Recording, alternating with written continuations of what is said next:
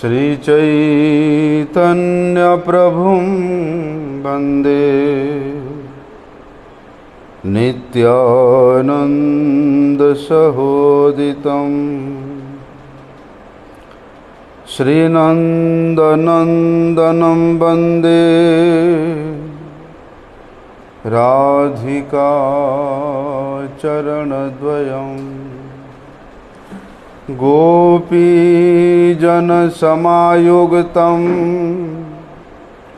वृन्दावनमनोहरं गुरवे गौरचन्द्राय राधिकाय तदालये कृष्णाय कृष्णभक्ताय तद्भक्ताय नमो नमः। वाञ्छाकल्पतरुर्भ्यश्च कृपा सिन्धुभ्य एव च पतितानां पावनेभ्यो वैष्णवेभ्यो नमो नमः। पतितपावन परम करुणामय परम आराध्यतम गुरुपाद पद्म नित्यलीला प्रविष्ट ओम विष्णुपाद परमहंस परिव्राजकाचार्य अष्टोत्तर शत श्री श्रीमत् शिल भक्ति वल्लभ तीर्थ गोस्वामी गुरु महाराज के श्री अभय चरण कमल में अनंत कोटि साष्टांग दंडवत प्रणाम करते हुए उनकी हेतु की कृपा प्रार्थना करता हूँ। परमाराध्यतम शिक्षा गुरुपाद पद्म नित्यलीला प्रविष्ट विष्णुपाद परमहंस परिव्राजकाचार्य अष्टोत्तर शत श्री श्रीमद् शिल भक्ति विज्ञान भारती गोस्वामी महाराज के चरण कमल में अनंत कोटि साष्टांग दंडवत प्रणाम करते हुए उनकी अहित की कृपा प्राप्त।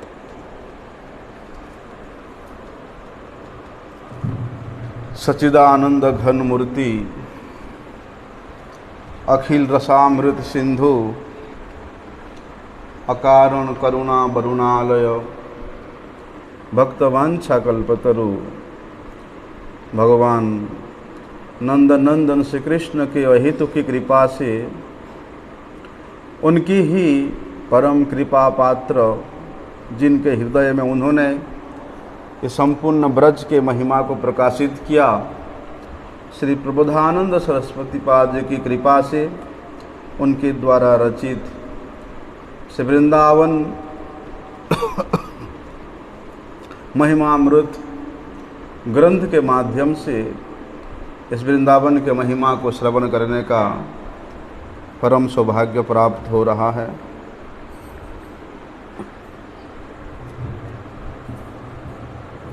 भगवान श्री हरि यहाँ प्रकट होंगे और अनेक प्रकार के लीला करेंगे। लीला क्यों करेंगे? स्वयं के सुख के लिए नहीं, अपनी परम प्रिय भक्तों को आनंद प्रदान करने की इच्छा से भगवान का लीला होता है। करोमि नाना विध क्रियाम मद भक्त विनोदार्थम। अब इधर आ जाओ ना, थोड़ा इधर आ जाओ।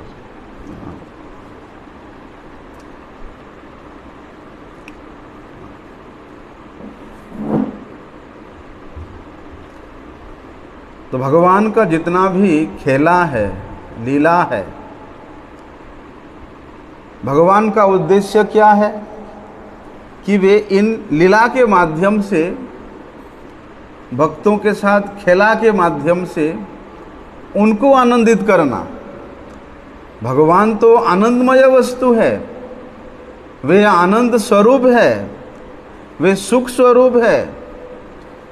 उनको आनंद की जरूरत नहीं है, सुख की जरूरत नहीं है, वे तो पूर्ण वस्तु है। लेकिन अपने भक्तों को आनंदित करने के लिए, भक्तों के प्रीति विधान करने के लिए भगवान का ये सब लीला है। तो भगवान इस भौम मंडल में यहाँ अवतीर्ण होंगे, इसको सुन करके वे वृंदावन, वे इतना प्रफुल्लित हो जाते हैं, इतना आनंदित हो जाते हैं कि उस आनंद के उद्वेग के कारण उस वृंदावन के गोद में गोवर्धन, मानसी गंगा, राधा कुंड, श्याम कुंड, यमुना, यमुना पुलिन, भांडीर वट, ये 12 वन, ये वहाँ पर एकदम कमल फूल के मात्र खिल जाते हैं।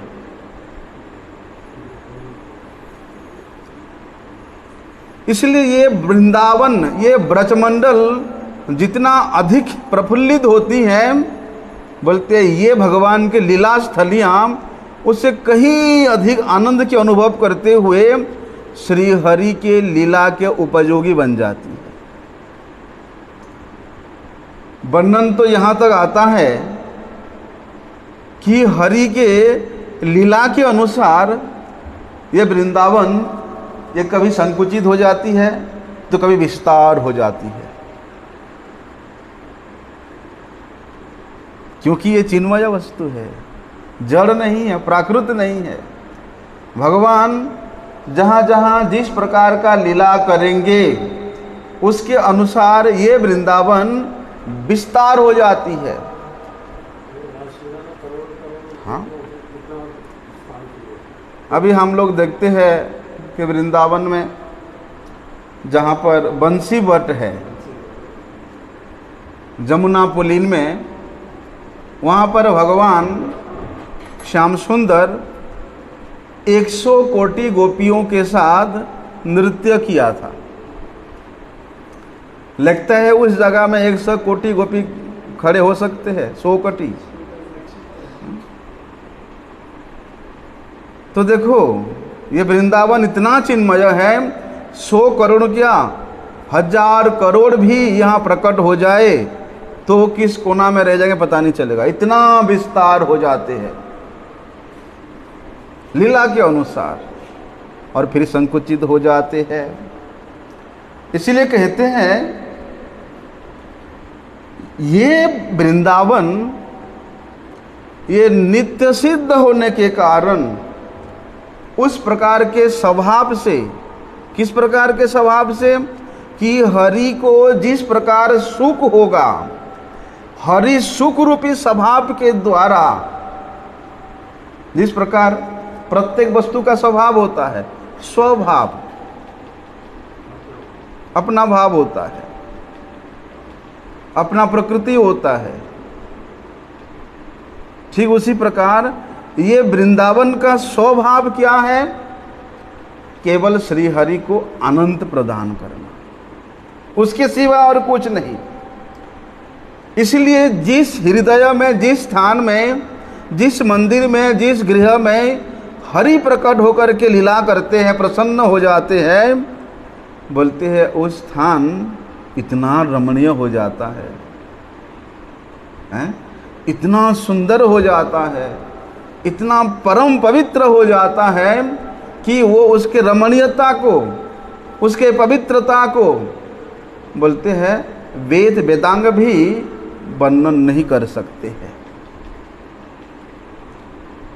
और जिस वृंदावन, ये तो भगवान के श्रीमती राधा रानी के हृदय से प्रकट हुआ है।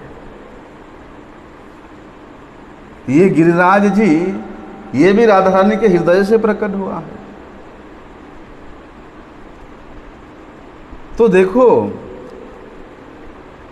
भगवान का भी बड़ा भगवान है, कौन? श्रीमती राधा रानी।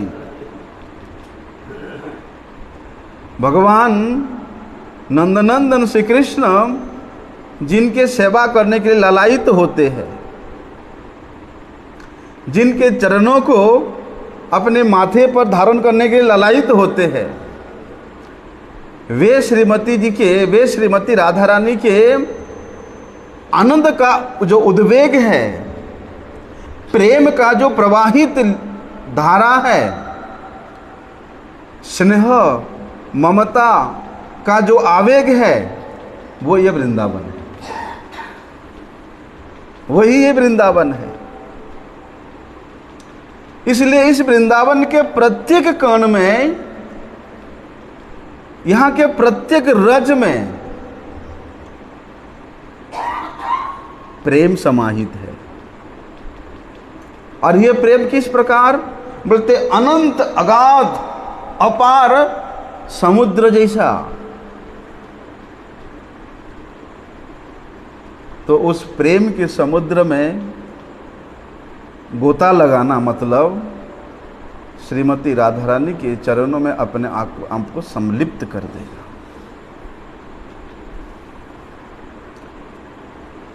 अरे यहाँ के कण कण में, यहाँ के गली गली में, यहाँ के वन वन में भगवान श्री कृष्ण नित्य निरंतर लीला कर रहे हैं।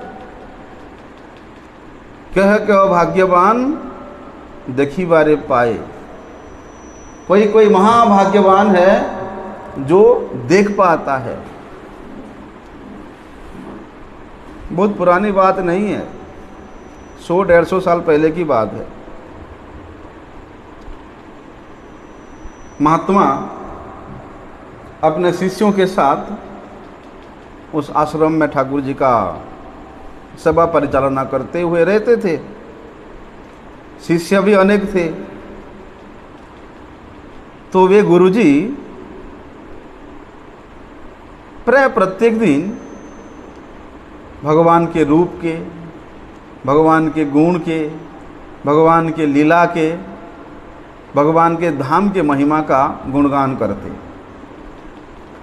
और सभी शिष्य जितने भी उनके आश्रम में आश्रमवासी है, सभी शिष्य बैठ करके कथा सुनते। बोलते उनके शिष्यों में से एक शिष्य था जो गौ सेवा करता था। गौओं के लिए चारा लाना, गौओं के लिए भूसा का व्यवस्था करना, गौओं का दूध निकालना, वो गौओं के लिए समर्पित था। हृदय बड़े निर्मल था, निष्कपट था, कोई कपटा नहीं था। वे भी जल्दी जल्दी अपनी गौ सेवा से निवृत्त होकर के गुरुजी जब कथा करेंगे वो पीछे में बैठ के श्रवण करते हैं। उस दिन गुरुजी यही कथा कर रहे थे कि भगवान नंदनंदन अपने सखाओं के साथ गोचारण करने के लिए यहाँ वन वन में गमन करते हैं। और विशेष रूप से भगवान भांडीर वन में विषय अधिक प्रीति होने के कारण वहाँ प्राय दिन जाते हैं। अभी वो जो गौ सेवक है वो भी क्या करते हैं, वो भी सुबह सुबह गौओं को लेकर के चराने के लिए चले जाते हैं।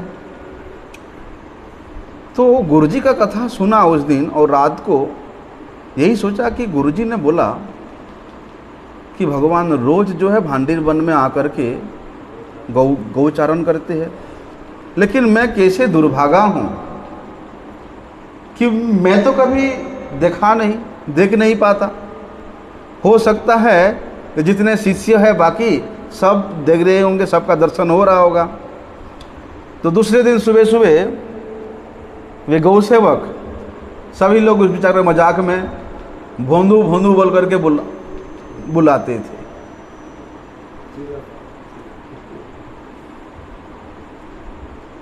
पूरे रात ही सोचता रहा कि गुरुजी ने ऐसा रूप बोला, ऐसा उनका सौंदर्य बोला, ऐसा उनका चाल ढाल बोला, और इस प्रकार भगवान गौओं बछड़ों से परिवेष्टित होकर के भांडीर भट्ट में आते हैं। यही सोचता रहा पूरी रात। और दूसरे दिन सुबह सुबह मंदिर के सब सभा से निवृत्त होकर के गऊ को लेकर के मांडीर वन में चला गया। चाह करके देखता है कि वहां पर तो श्याम सुंदर दिखाई नहीं दिए। कभी इस पेड़ के नीचे, कभी उस पेड़ के नीचे, कभी उस पहाड़ के कोना में, कभी कहीं कहीं, चारों तरफ ढूंढ रहा है। फिर सोचता है मेरे गुरुजी तो कभी झूठ नहीं बोलते हैं, और मेरे गुरुजी कभी झूठ बोल ही नहीं सकते हैं। मेरे गुरुजी ने बोला मतलब भगवान यहाँ जरूर आते हैं। काफ़ी देर हो गया, देख नहीं पा रहा है, माथा पटक पटक रोने लगा। इतनी में देखता है कि हजारों गौओं के बीच में मोरपंखधारी, पीताम्बरधारी, बांसुरी बजाते हुए वे आ रहे हैं। पहले तो खड़े होकर के देखा, बोलते गुरुजी ने जो रूप का वर्णन किया था तो बिल्कुल यही रूप है। गुरुजी ने जिस चाल का वर्णन किया था बिल्कुल यही चाल है, बिल्कुल यही होंगे। वो दौड़ दौड़ करके उनके पास गए और बोलते भैया, मेरे गुरुजी ने जिस श्याम सुंदर के बारे में वर्णन किया था, क्या वो तुम हो? क्या वो तुम हो? इतना बोला पर भगवान बोलते अच्छा, तुम्हारे गुरुजी ने मेरे जैसा रूप का वर्णन किया था।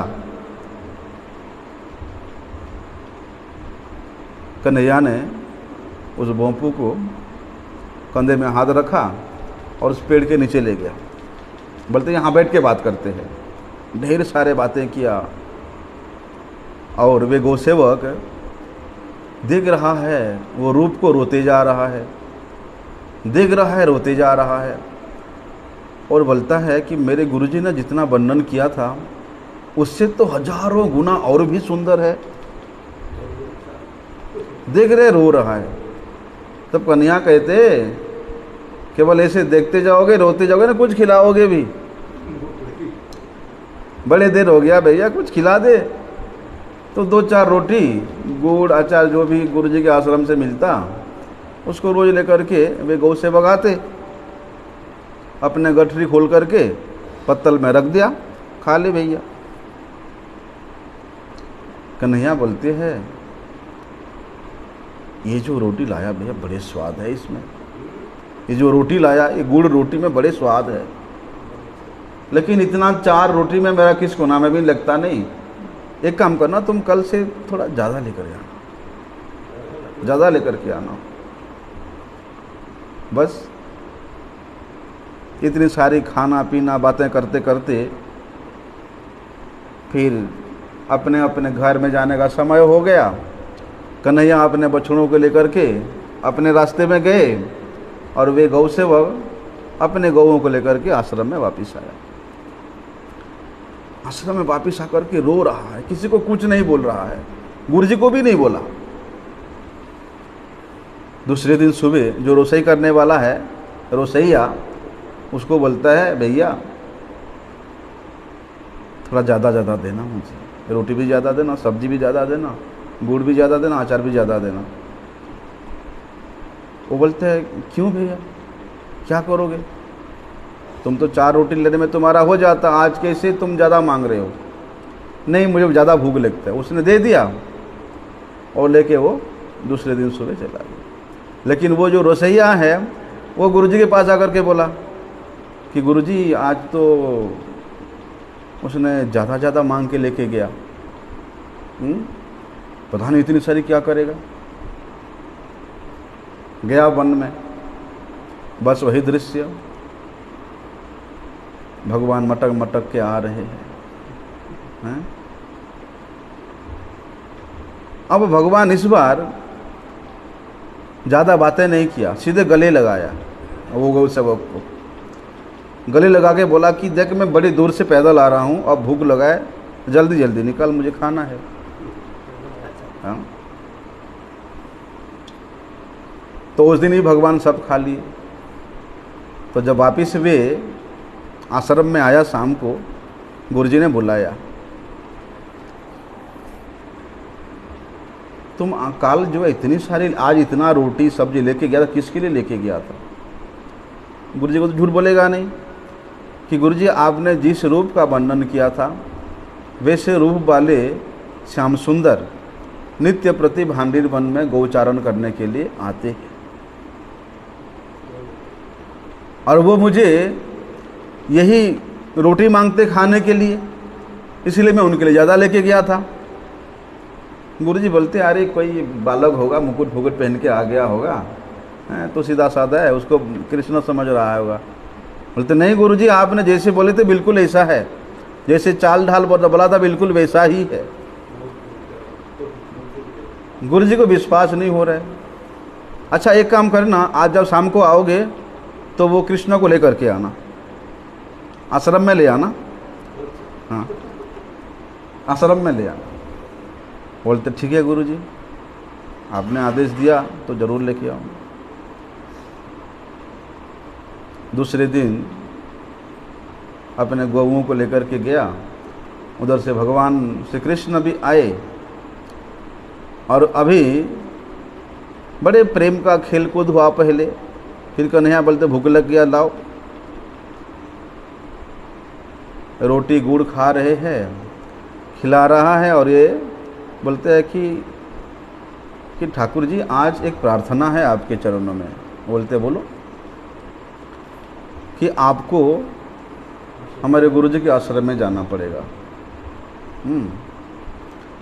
ठाकुर जी कहते नहीं नहीं, ऐसे कैसे हो सकता है भाई, तुम मेरे सखा हो, तुम मेरे सखा हो, तुम्हारे साथ मेरा दोस्ती है, हैं, तुम्हारे साथ मैं खेलता हूँ कूदता हूँ, तुमसे छीन के खाता हूँ, इसका मतलब थोड़ी है कि मैं तुम्हारे आश्रम में गुरु जी को दर्शन दूंगा।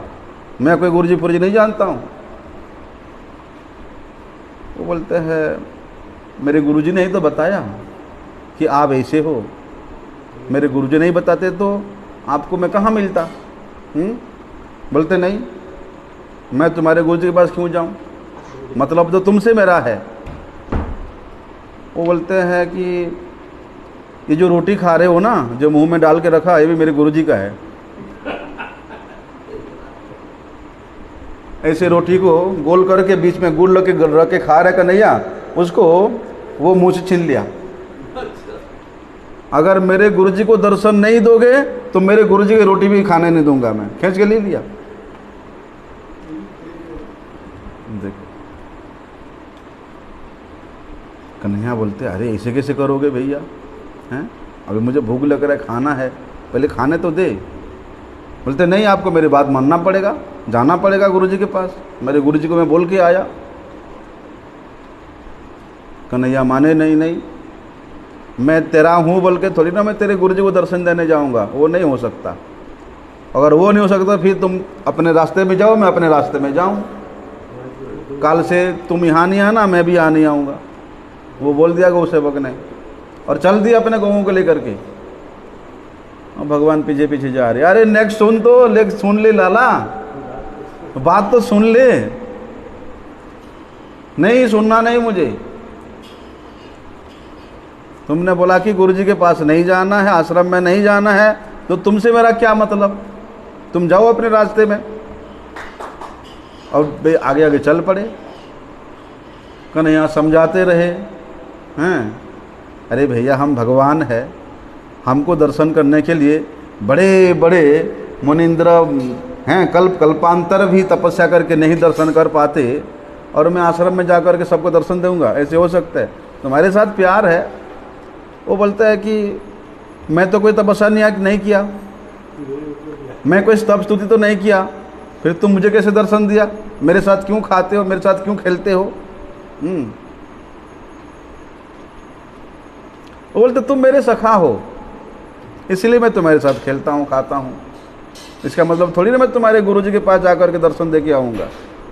बोलते फिर तो जाओ, बस दोस्ती खत्म। फिर आगे चल पड़े वो गोसेवक। कन्हैया पीछे से जाकर के उसके कमर पे लटक गया, कमर पे लटक गया, दोनों पैरों को आगे कर दिया और कमर पे बैठ गया, और ऐसे उसके गले को पकड़ के उसके ऊपर बैठ के जा रहे। आश्रम के पास पहुंचते हैं तो गुरुजी अपेक्षा कर रहे हैं कि आज इतना देर हो गया, वो क्यों नहीं आ रहा है। गुरुजी अपेक्षा कर रहे हैं। तब गुरुजी देखते हैं दूर से निगाह करके कि हजारों गौओं से आविष्ट और बीच में वो गौ सेवक और उसके पीठ पे लटका हुआ, उसके कंधे पर बैठा हुआ कन्हैया मोर पंखधारी। गुरुजी दूर से देखते ही एकदम मूर्छित होकर के गिर पड़े।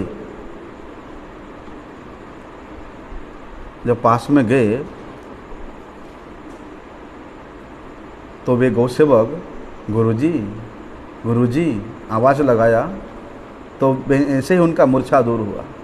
तो देखते साक्षात नंदन नंदन श्री कृष्ण सामने विराजमान है। सुना है ऐसे कि गुरु ही भगवान का दर्शन कराते हैं, लेकिन यहाँ शिष्य भगवान का दर्शन करा रहे गुरु जी को। ये ब्रज की महिमा है कि यहाँ के गली गली में, यहाँ के प्रत्येक कण में भगवान विराजमान है, लेकिन उसको दर्शन करने का योग्यता होना चाहिए। तो ये वृंदावन ये सब लीला करने के लिए उस प्रकार के परिवेश, उस प्रकार की परिस्थिति अपने आप में प्रकट कर देती है। तो कहते हैं देखो, वृंदावन अपने गोद में ऐसे ऐसे दिव्य दिव्य वस्तुओं को आविर्भाव कराती है। जो वस्तुएं, जो स्थान बोलते हैं इस प्रकृति के मर्यादा को अतिक्रमण करके अपनी अपराकृत मर्यादा में हमेशा स्थित रहती है। यद्यपि हम लोग देखते हैं कि ये जो वृंदावन है ये पृथ्वी का एक अंश है। देखते हैं कि यहाँ के जितने वृक्ष लता है साधारण वृक्ष लता जैसे दिखते हैं, लेकिन नहीं, ये वृंदावन, ये वृंदावन का वैभव, ये वृंदावन का ऐश्वर्य, ये इस प्रकृति का नहीं, इस पृथ्वी का नहीं है। इसलिए कहते हैं, भगवान स्वयं कहते हैं कि ये जो परम रमणीय वृंदावन है ये मेरा धाम है, ये मेरा निवास स्थान है। तो जो भगवान का निवास स्थान होगा, कल्पना करके देखिए वो कैसा होगा। बोलते भगवान के इस धाम के महिमा को कल्पना करते करते, चिंतन करते करते, स्मरण करते करते, धाम के कृपा से धाम का वैभव, धाम का स्वरूप, धाम का ऐश्वर्य वे यद्यपि कल्पनातीत है, चिंतातीत है, लेकिन पुनः पुनः इसको चिंतन करते करते उसके हृदय में अपने स्वरूप को प्रकट कर, अपने वैभव को प्रकाश कर देते हैं। तो इस वृंदावन में जितना भी पशु पक्षी मृग कीट पतंग मनुष्य है, जितने भी देवता भी यहाँ वास करते हैं, भगवान कहते हैं वो सब मेरे घर में वास करते हैं, वे सब मेरे निवास स्थान में वास करते हैं। अभी घर में कौन वास करता है? जो अपने होते हैं, पराये लोग तो वास नहीं करते। तो इस वृंदावन में जितने भी जीव जंतु हैं वे सब के सब भगवान के हैं, भगवान के आपन जन है, भगवान के प्रेमिक जन है, भगवान के बंधु बांधव है। इसलिए स्वयं श्री कृष्ण कहते हैं यहाँ जो ये गोप कन्याएं रहती हैं ये क्या करती हैं? बोलते मेरी सेवा में नित्य संयुक्त रहती है, हमेशा मेरे सेवा में ही ये तत्पर रहती है। और ये वृंदावन कितना है? बोलते ये 5 योजन परिवेष्टित है। 5 योजन, हम लोग 5 कोस का परिक्रमा करते हैं, लेकिन वृंदावन 5 योजन 20 है। 5 योजन मतलब 20 कोस। अभी तो हम कितना 5 कोस होता बोलते हैं ना, 15 किलोमीटर। वृंदावन पंचकोशी बोलते हैं, गिरिराज जी सप्तकोशी है। हाँ, लेकिन जो केवल वृंदावन है वो 20 कोस विस्तार है। तो ये जो वृंदावन है ये भगवान कहते हैं वो मेरा देह रूप है, मेरा देह स्वरूप है वृंदावन। और ये जो जमुना जी यहाँ प्रवाहित होती है उस देह रूप वृंदावन का ये सुषुम्ना नाड़ी है। सुषुम्ना जैसे रक्त प्रवाहित होने के लिए हमारे शरीर में नाड़ियाँ होती हैं, उसी प्रकार ये साक्षात भगवान के शरीर रूपी वृंदावन में ये जमुना जी सुषुम्ना है, सुषुम्ना नाड़ी है। और ये बोलते हैं ये जमुना जी यहाँ पर नित्य निरंतर परम अमृत की प्रवाह करती रहती है। जमुना जी में जल नहीं है, अमृत प्रवाह हो रही है। किस प्रकार के अमृत? प्रेमामृत, प्रेम की अमृत प्रवाहित हो रही है। तो किस योग्यता प्राप्त करने से वो दर्शन होगा, वो भाव आएगा? यहां पर जितने भी जीव जंतु वास करते हैं बोलते वे सब अप्राकृत देहधारी है, प्राकृत देहधारी नहीं है। और मैं ही स्वयं देव स्वरूप में यहाँ विराजमान रहता हूँ। कभी भी इस वन को, इस वृंदावन को त्याग करके मैं कहीं नहीं जाता हूँ। और भगवान कहते हैं कि इस स्थान में, इस वृंदावन में प्रत्येक युग में मेरा आविर्भाव होता है, प्रत्येक युग में यहाँ मेरा लीला होता है। और ये जो रमणीय वृंदावन है ये इतना तेजोमय है। तेजो मतलब ये शुद्ध सत्व स्वरूप है कि वृंदावन का स्मरण करने मात्र से जीव के हृदय का सभी प्रकार के अनर्थ दूरीभूत होकर के वहाँ भगवान के निवास स्थान बन जाता है। और जो यहाँ निवास करने वाले जीव हैं उनके स्वरूप को भी ये चर्म चक्षु के द्वारा हम लोग नहीं देख सकते। देखते हैं कि ये ब्रजवासी है यहाँ, ठीक है, गुटखा खाता है, सिगरेट खाता है, बीड़ी पीता है, हा? ये देखते नहीं।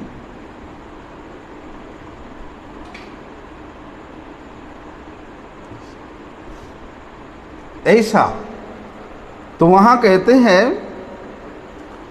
ये जो वृंदावन है, ये वृंदावन का जो वैभव, ये सभी प्रकार के सार भाग से परिपूर्ण है। ये वैभव में कितना वैचित्री है देखो। इस वैचित्री का गोपाल चंपू नामक ग्रंथ है, वहाँ बड़े विस्तार से वर्णन है।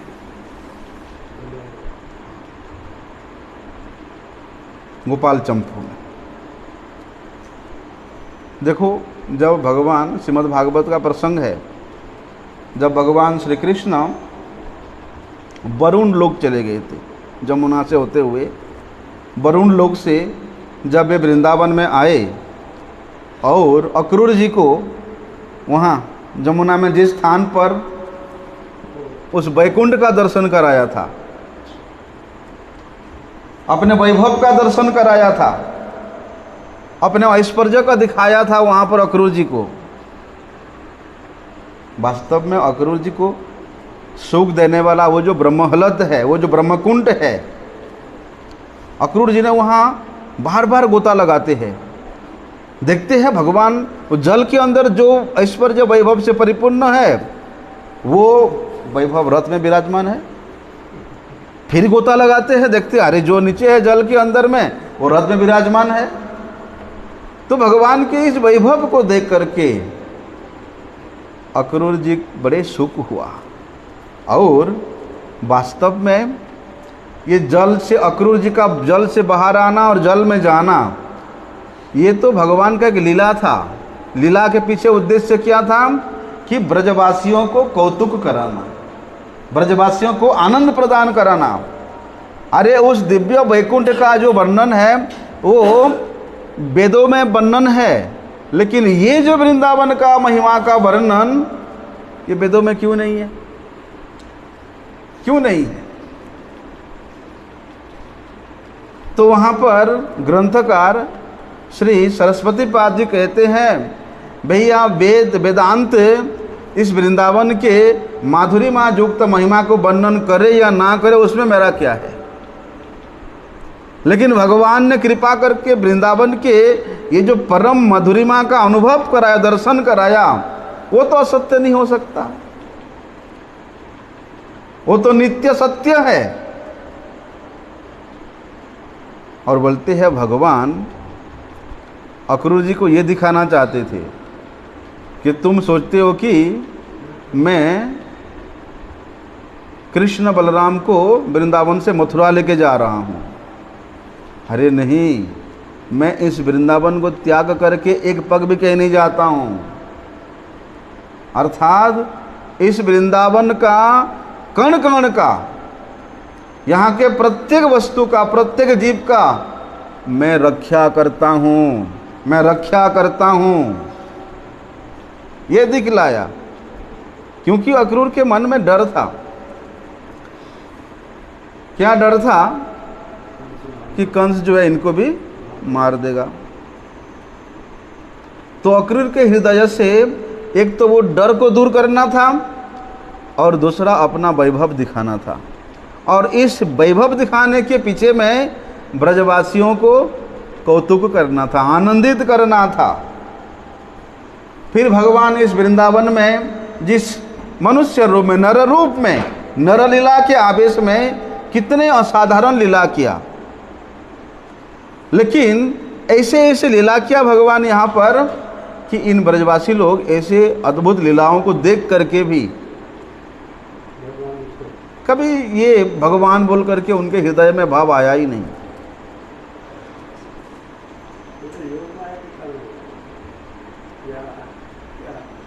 यही तो वृंदावन की महिमा है। ये वृंदावन भूमि ही ऐसा है कि भगवान परम ऐश्वर्यशाली होते हुए भी उनके ऐश्वर्य का यहाँ प्रकाश नहीं होता है, लेकिन उस ऐश्वर्य के मध्य में जो परम ऐश्वर्य रूपी माधुरिमा है, उस माधुरिमा का प्रकाश में इतना रस है, इतना आनंद है। उन आनंद के सागर में प्रवाहित होकर के वे प्रेमिक ब्रजवासी जन कभी उसको भगवान के रूप में स्वीकार नहीं किया, ग्रहण नहीं किया। कोई सखा के रूप में उसके कंधे पर चढ़ रहा है। हाँ, ऐसे इसलिए भगवान ने इन ब्रजवासियों को भी वृंदावन के वैभव का दर्शन कराया। तभी वहाँ पर श्री सरस्वती पाद जी बड़े सुंदर बात कहते हैं। क्या कहते हैं कि गाढ़ा शक्ति मतामपि विषये स्वयं स्वतंत्रम निर्वेदतो दृक्पात अप्य सहिष्णुता साइनम योगे समत योगिनाम ब्रह्मानंद रसैकलीन समनसाम गोविंद पादाम्भुजम दृष्टाविष्टम ध्याच मोहनमिदम वृंदावनम स्वय गुणे।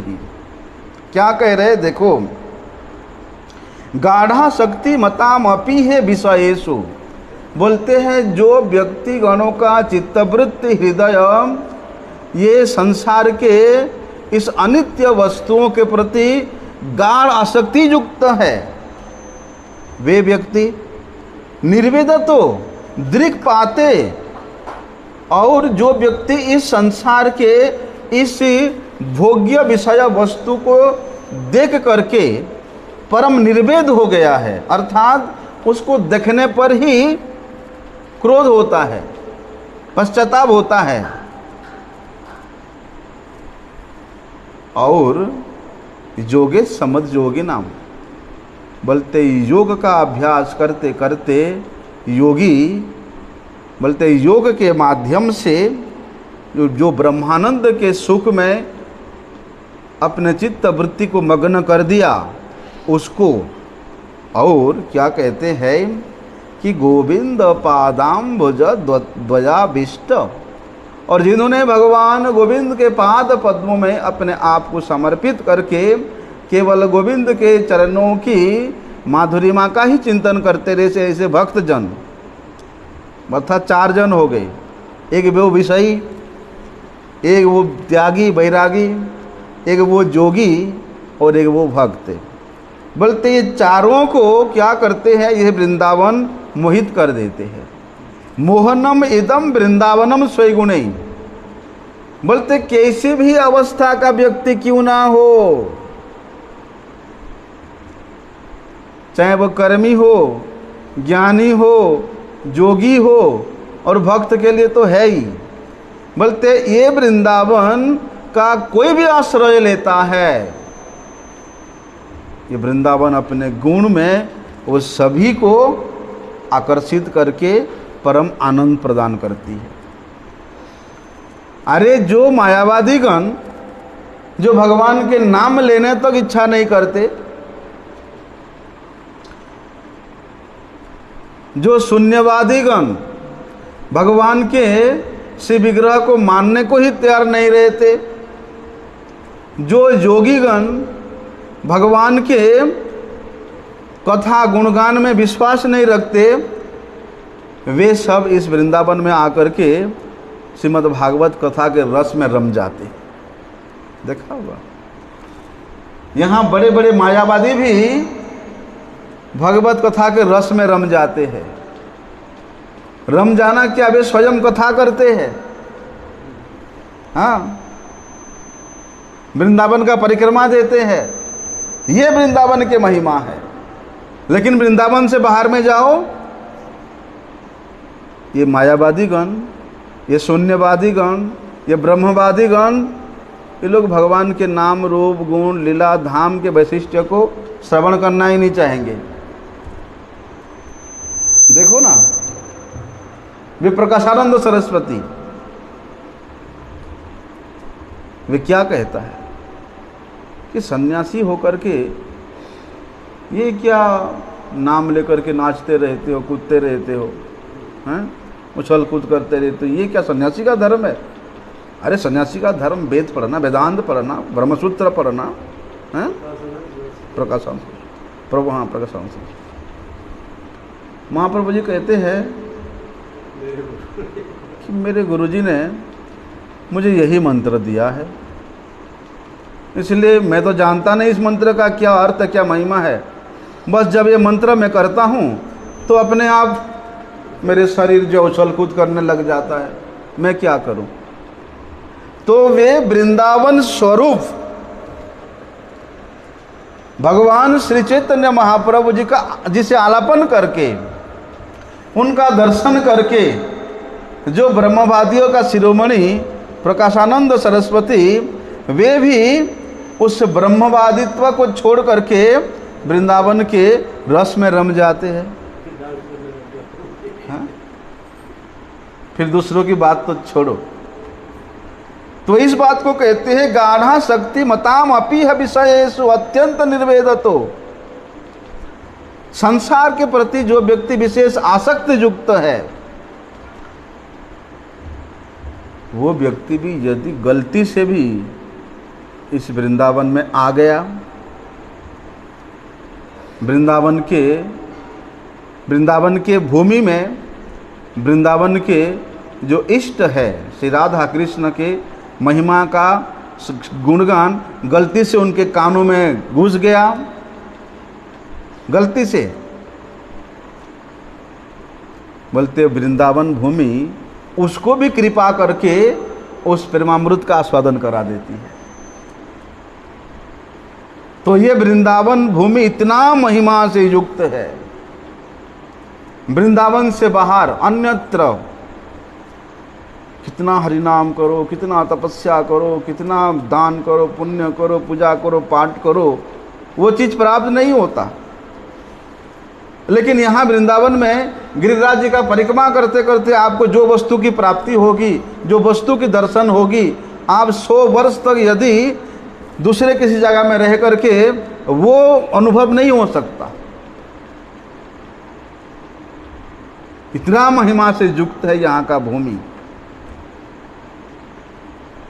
लेकिन कहते हैं कि चिरात उपनिषद गिरामति विचार्य तात्पर्यकम न लब्धुमिह शक्यते जदनो माधुरीमप्यहो तमप्यनुभवेत महारसनिधिम जदा वासत तदेव परम मम स्फुरतु धाम वृंदावनम।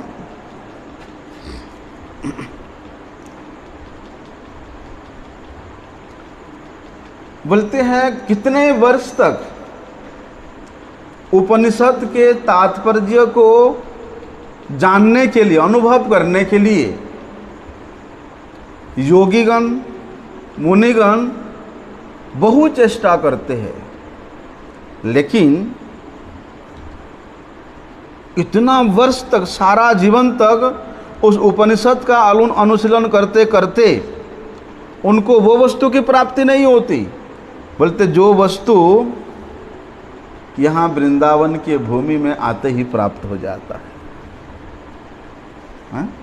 चिराद उपनिषद गिरामति विचार्य तात्पर्यकम न लब्धुमिह शक्यते जदुन माधुरीमाप्य हो। इस वृंदावन भूमि के जो मधुराति मधुर माधुरिमा है, इस भूमि में पैर रखते ही जो एक अविस्मरणीय अविचिंतनीय एक स्फूर्ति प्राप्त होती है, वो स्फूर्ति, वे चिंतन, बोलते हजारों प्रयास करके भी उपनिषद का तात्पर्य जानने के लिए लगा देने पर भी वो चीज़ प्राप्त नहीं होता है। तभी वहाँ सरस्वती पाद जी कहते हैं वो लोभ न लब्धुमिह शक्यते जदनाम मधुरिमाप्य हो। वृंदावन में आते ही वृंदावन धाम उस व्यक्ति के हृदय में जो माधुरी का प्रकाश करती है, वो माधुरी वेद वेदांत उपनिषद के तात्पर्य को खिचड़ी बनाने में नहीं मिलता।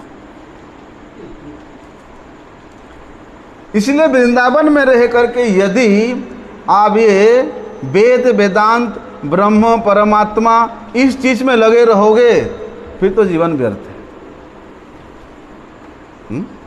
वृंदावन के भूमि में आकर के आप ब्रह्मों का व्याख्या करते रहोगे, परमात्मा जीवात्मा इसमें आप लगे रहोगे, तो इसी बात को कहते हैं तमप्यनुभवेत महारसनिधिम यदा वासत।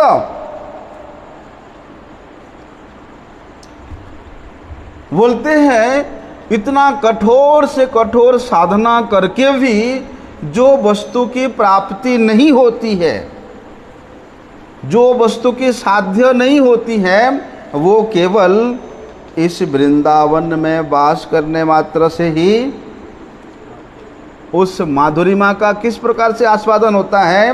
कहते हैं अपार समुद्र जैसा अनुभव होता है, थोड़ा मोड़ा नहीं, अपार सागर जैसा उसका अनुभव होता है। तो कहते हैं तदेव परमम धामम, वो जो सर्वोत्कृष्ट धाम है, वो जो परम उत्तम धाम है, उस वृंदावन धाम की जो स्वरूप है, जो ऐश्वर्य है, जो महिमा है, क्या कभी मेरे हृदय में स्फूर्ति प्राप्त होगा। इसलिए वृंदावन धाम के स्वरूप को अनुभव करने के लिए लालायित होकर के, लुब्ध चित्त होकर के, लोभ से ग्रसित होकर के जब हम लोग यहाँ वास करने के लिए आएंगे, यहाँ वास करेंगे, तो ये उत्तम लोभ, ये सर्वश्रेष्ठ लोभ उसको स्वरूप प्राप्त करा सकता है। लेकिन वह लोभ होना चाहिए। वे लोभ किस प्रकार से प्राप्त होगा? जब हम गुरु वैष्णवों के मुख से यहाँ के एक एक कण का, एक एक रच का, एक एक पत्ते के महिमा को हम लोग श्रवण करेंगे। जब किसी वस्तु के महिमा को जब तक हम लोग नहीं जानते हैं, तब उसके प्रति हमारा लोभ नहीं होता है। यहाँ उसको प्राप्त करने के लिए कोई चेष्टा भी नहीं होता है। लेकिन जैसे ही उसके महिमा को हम लोग श्रवण करते हैं, फिर उस वस्तु के प्राप्त करने के लिए मन लालायित तो हो जाता है कि किसी ना किसी प्रकार से मुझे उसको प्राप्त करना है। तो वो लोभ लेकर के यहाँ आए, इस वृंदावन का शरणागत होए, तो वास्तव में जीवन सफल होगा। आगे का विषय हम लोग कल श्रवण करें। मंछा कल्पतरुभ्यश्च कृपा सिंधुभ्यैव च पतितानां पावनेभ्यो वैष्णवेभ्यो नमो नमः।